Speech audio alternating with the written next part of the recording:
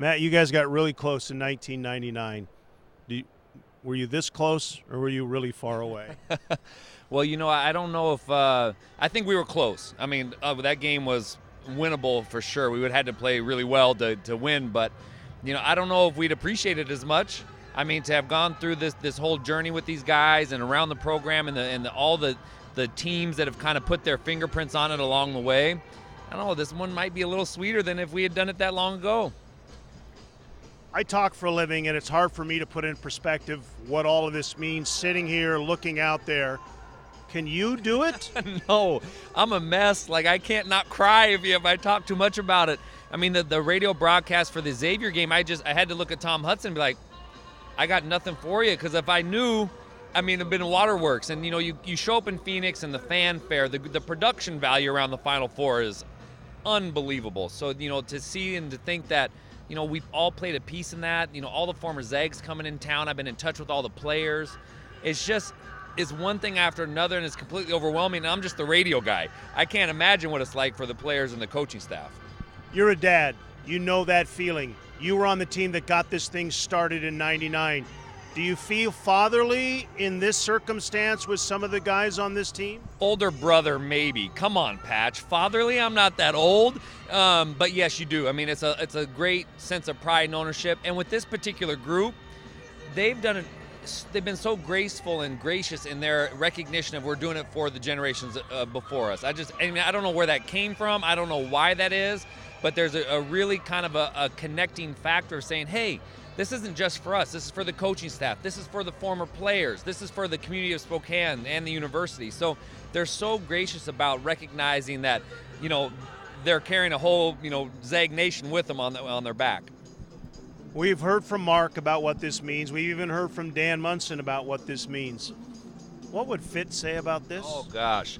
I think that's a great question. And unfortunately, he doesn't get necessarily kind of the recognition in all of this. But to see all those guys come together. I mean, I was with Munson and Few and Coach Rice and Billy Greer, just a couple nights ago. So, and Fitz gave them their start. And he really did. And when you talk about what it means to be a Zag, that magic characteristic that seemingly we all share inside this family, that's where it started, was with Coach Fitz, and that toughness, that grittiness, but that sense of humor, that live hard, play hard mentality, but also very caring about everyone who's around you.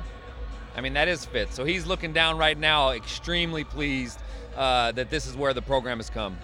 Telling a story, I'm sure, right now. Oh, gosh, something about how, and it has nothing to do with all the fanfare. I mean, he could care less about the lights. I mean, he's telling it from some dark corner of a bar somewhere. When you got close in 99 and then you lost in the Sweet 16 and you were done, and then it was another Elite Eight until 2 years ago, so it was a while to get to this point. A lot of Zag fans never thought they'd see their team at this point. Did you ever think that they would eventually get to a Final Four? I thought, in order for them to do it, a lot of things would have had to gone right, because that was what our group was. It's like, you had to come and bring your A game. And luckily we were able to do that a few times to get close. But with this group, they don't necessarily have to do that. They can play some things. They didn't shoot the ball well in the first 3 games, but they found ways to win in the NCAA tournament. This group is a little bit different beast than, maybe previous editions. But I think I've also been on the radio where, when they went number 1 in the country a few years ago and they got the number 1 seed, there was kind of this sense of, like, gosh, what is this? But if it wasn't for that, this couldn't happen. So every group has kind of added and kind of taken that standard and that expectation and moved the bar just a little bit, moved the bar, where now this totally feels realistic. And the fact that Gonzaga is talking about not just a Final Four, but we're talking national championship with this group, it feels like you got to kind of pinch yourself, but it feels normal because of all the groundwork that's been laid in the years previously. This is the first team to get to the Final Four, but you guys were the first team to start this craziness. How do you reflect back on that now that the team is at the Final Four and did exceed what you guys did? Well, I think for us, I jokingly, I told the players last night, the only thing I'm jealous about, and I'll never use that word again, is the gear. They got so much cool stuff. I'm going like, other than that, it's nothing but pride. Just beaming, right? You're just so proud to have played a part in it, to be close to this program now and in the role that I play.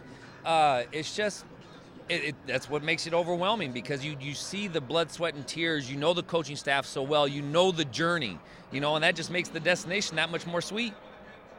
They win in this? They win in Saturday? They win in Monday? I think yes. I mean, I think they're capable of it, right? I've said all along, once you get to the Sweet 16, it's a coin flip anyway. So, I mean, to get, to the next weekend, this weekend, who knows? I mean, especially in this huge building, how shooting's going to impact it.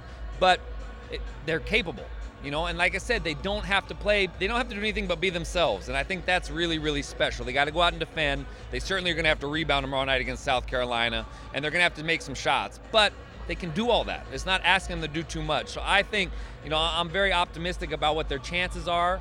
And I think if they walk away without it, I think Zag Nation will be disappointed.